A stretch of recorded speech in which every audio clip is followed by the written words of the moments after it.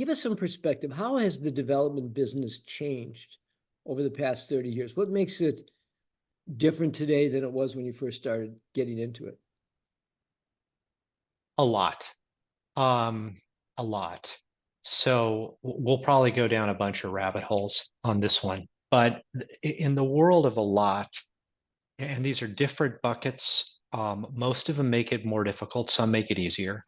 Um, and you kind of got to look at them together. But first one, from a regulatory standpoint, things have gotten much, much more difficult, especially on the housing side.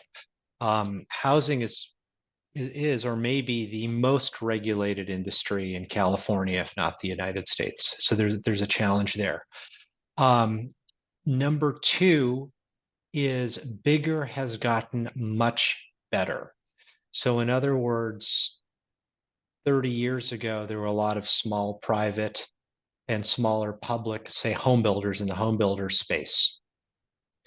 That has really consolidated over the past 15 years or so, where the big have really gotten a lot bigger and the small have frequently been acquired by the bigger builders, or they are preparing themselves to try to become a bigger builder.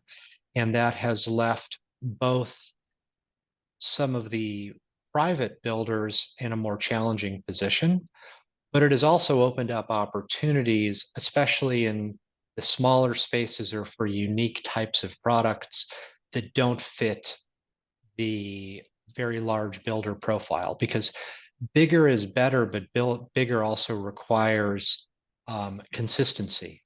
In other words, every project can't be a one-off. Yeah, it's much more big scale. Think about the difference between, say, a Ford and a specialty car maker that only produces 200 units a year. Very different businesses.